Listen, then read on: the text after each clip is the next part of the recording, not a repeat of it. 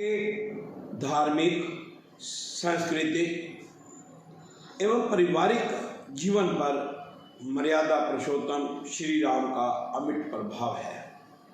हिंदू परिवारों में जन्म एवं विवाह के अवसरों पर राम जन्म एवं राम विवाह संबंधी गीत गाए जाते हैं। शरीर की अंतिम यात्रा भी राम नामक सत्य की ध्वनि के साथ ही होती है।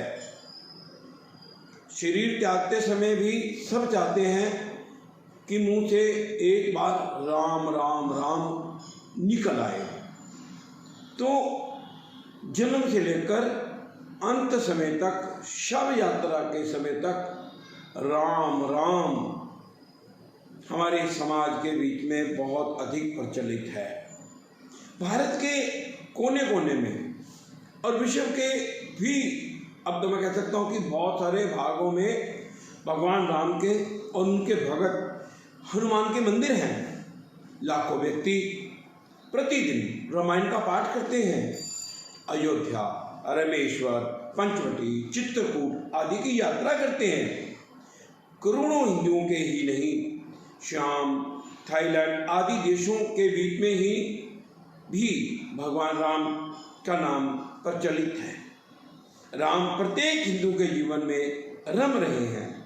ईश्वर के नामों में सर्वप्रथम नाम राम ही है। भारत के बच्चे बच्चे की जबान पर राम नाम रहता है। काशी में तो शिव भगवान कहते हैं कि राम का नाम का उपदेश देते हैं। राम के नाम से ही हमारा जीवन आगे बढ़ सकता है। और हम कहाँ कर रहे हैं? कलयुग में चल रहे हैं। ये कलिकाल मलयातन मन करे देख विचार, श्री रघुनाथ नाम तजनाहन आन आधार। ये जो कलयुग है, पापों का घर है। श्री रघुनाथ के नाम से ही पापों से मुक्ति मिलती है। यदि हम 2 मिनट के लिए भी आंखें बंद करके श्री राम का ध्यान करते हैं तो हमें शांति, संतोष, शक्ति, सकारात्मकता का अनुभव होता है। करके देखिए, इसका कारण है भगवान ने धर्म की रक्षा हेतु ही अवतार लिया था। त्रेता युग में रावण के अत्याचारों से जब सनातन धर्म की मर्यादाओं समाप्त हो रही थी तो उस समय पृथ्वी माता गौ के रूप में देवताओं को साथ लेकर के जगदीश्वर भगवान के पास प्रार्थना करने के लिए गई कि मैं ये जो धरती पर मेरे ऊपर पाप हो रहे हैं, मैं इनको उठाने में सक्षम नहीं हूँ। कृपया करके हे जगदीश्वर, मेरे इस भार को आप मुक्ति दिलवाइए और मैं जो धर्म कर्म के काम इस पृथ्वी पर हो रहे हैं, मेरे पर हो रहे हैं, मैं उनकी सहायता कर सकूं। जगदीश्वर भगवान ने उनको आश्वासन दिया था कि मैं पृथ्वी पर मानव के रूप में आऊँगा। भगवान राम का बाल्यकाल से लेकर के अंत तक जब वो अपने धाम को पधारे हैं, उन्होंने बहुत सारी लीलाएं की हैं। हम सबको समझाने का प्रयास किया है कि हम सबको किस प्रकार से अपना जीवन जीना चाहिए, किस प्रकार से अपने परिवार को चलाना है। और ये जो आदर्श परिवार क्या है, संयुक्त परिवार की भावना क्या है, यह रामायण के बाल कांड में ही प्रकट हो जाती है। जो तुलसीदास जी और भगवान वाल्मीकि जी ने रामायण लिखी है, उसको अगर हम समझें तो प्रभु राम इस संसार में आए क्यों थे? केवल इसीलिए आए थे कि वो बताने आए थे इस मृत्यु लोक में जन्म लेना है तो केवल इस बात का ध्यान रखिए कि हमको पारहित सम धर्म नहीं भाई, पर पीड़ा सम नहीं हरि माई।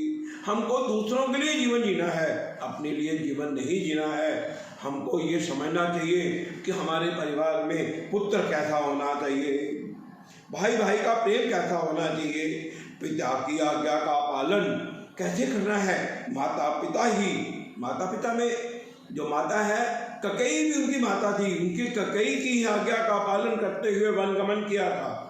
गुरु के प्रति हमको कैसे आदर और श्रद्धा का भाव जगना चाहिए। निषाद राज को अपने बराबर का स्थान दे करके उन्होंने छुआछूत को समाप्त करने का प्रयास किया था।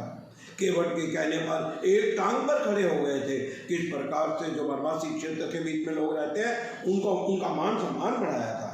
भरत को, अपने भाई को जो चित्रकूट में आ गए थे वापस लेने के लिए, किस प्रकार से धर्म समझा करके अयोध्या में वापस भेजा था। लक्ष्मण के गुस्से को किस प्रकार से उन्होंने शांत किया था। शत्रुघ्न को शक्ति दे करके किस प्रकार से मथुरा का राजा बनाया था। और पिताजी से क्या मांगा था उन्होंने, जब पिताजी ने स्वर्ग लोक से उसको दर्शन दिए थे तो कहा था कि आपने मेरी माँ, कौन माँ जिसने उनको 14 वर्षों के लिए वनवास भेजा था, वो थी ककेई माता। उसको जो उनके पिता ने, राजा दशरथ ने कहा था कि मैं तुम्हारा त्याग करता हूँ, तो भगवान राम ने उनसे यही कहा था कि उनका आप त्याग वापस लीजिए। किस प्रकार से उन्होंने वानर, भालू, रीछ इत्यादि से सबका सहयोग लेकर के इस संसार को बुराइयों का नाश करते हुए इस धरती माता को के ऊपर जो बोझ बढ़ गया था अत्याचारों का, जो अधर्म का भाव आ गया था, जो हिंसा का भाव आ गया था, उससे मुक्ति दिलाई थी। भिल्ली माता का तो हम सब जानते ही हैं किस प्रकार से उन्होंने जूठे बेर खा करके उसका कल्याण किया था।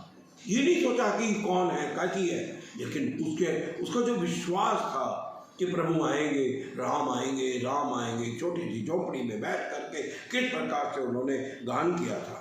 तो समुद्र का घमंड उन्होंने चूर किया था। किस प्रकार से कोई घमंडी न रह जाए, दुश्मन के साथ कैसा व्यवहार करना चाहिए। रावण को अंत समय तक उन्होंने यही समझाया कि अब भी तू समझ जा, अब भी तू समझ जा और अपनी गलती को समझ करके तू मेरे को अपना अर्पण कर दे। तो नहीं समझा तो अंत में फिर भी, क्योंकि वो राम का भगत था, शिव का भगत था, फिर भी भगवान राम ने उसी दुश्मन को भी, जिसने सीता माता का अपहरण किया था, उसको भी अपने धाम में भेजा था। इसलिए भगवान हम सब कहते हैं, क्या कहते हैं, राम जप राम जप राम जप बावरे, घोर भाव नीर निधि नाम निज नावरे। क्या है, और सबसे बड़ा मंत्र क्या है। बहुत सारे मंत्र हैं हमारे पास, और हम उस मंत्रों में क्या है, सबसे बड़ा मंत्र क्या है, राम रमेति रमेति रमे रामे मनोरमे सहस्र नाम ततुल्यम राम नाम बर रामे।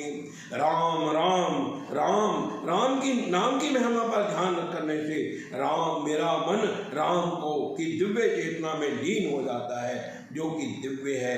राम का नाम भगवान के हजारों नामों के समान महान है। और देखिए 9वीं पातशाही श्री गुरु तेग बहादुर जी महाराज जी क्या कहते हैं, राम सिमर ए तेरे काज सुख है, माया को संग त्याग प्रभु जी की शरण लाग, जगत सुख मान मिथ्या झूठे सब साध है।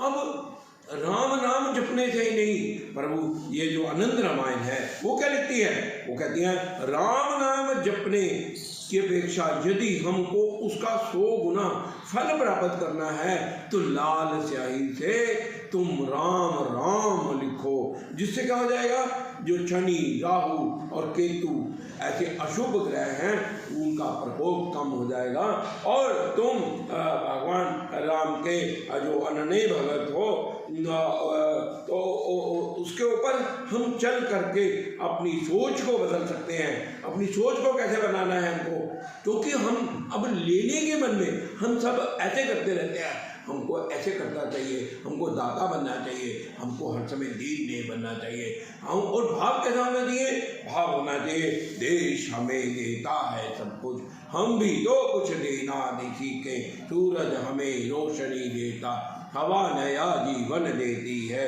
भूख मिटाने को हम सबकी धरती पर होती खेती है, औरों का भी हित हो जिसमें हम ऐसा कुछ करना सीखे, देश हमें देता है सब कुछ, हम भी तो कुछ देना सीखें, देश हमें देता है सब कुछ, हम भी तो कुछ देना सीखें। इसीलिए हमने भगवान राम की लेखनी की ये जो पुस्तिका है ये बनाई है। और इसके बीच में हम सबको ये देखिए कितने संत महात्माओं का हमें मार्गदर्शन प्राप्त हुआ है। ये देखिए किस प्रकार से साध्वी माता ने, जो जैन साध्वी हैं, उन्होंने किस प्रकार से राम राम लिखा है और राम नाम की महिमा का गान किया है। और यही जो गान है इससे ही हमारे जो बहुत सारे उनके भगत, हम सबके परिवारों के बीच में सुख शांति समृद्धि आए। अब राम राम लिखने लग पड़े हैं और लिख लिख करके अपने परिवार को राममयी बना रहे हैं। राममयी परिवार बनने से क्या हो जाएगा?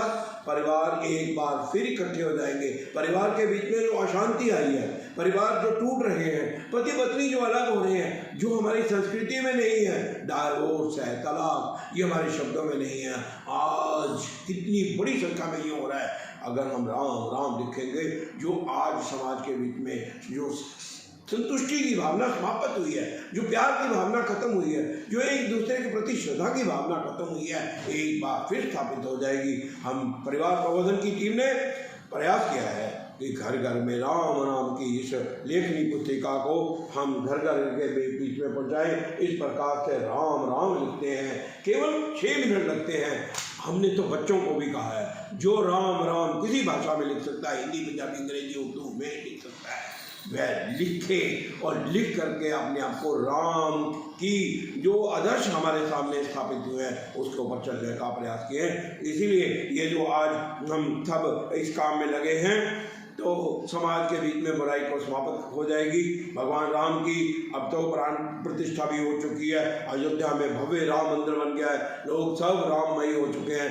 परिवार प्रबोधन पंजाब की टीम ने अपने अथक प्रयासों से 20,000 परिवारों तक ये राममयी पुस्तिका पहुंचा करके एक बहुत बड़ा कार्य संपन्न किया है। मुझे आशा है कि दीपावली तक, जो अगली बार अभी दीपावली मनाई गई है 22 जनवरी को, अब हम 31 शायद अक्टूबर को दिवाली एक बार फिर मनाएंगे।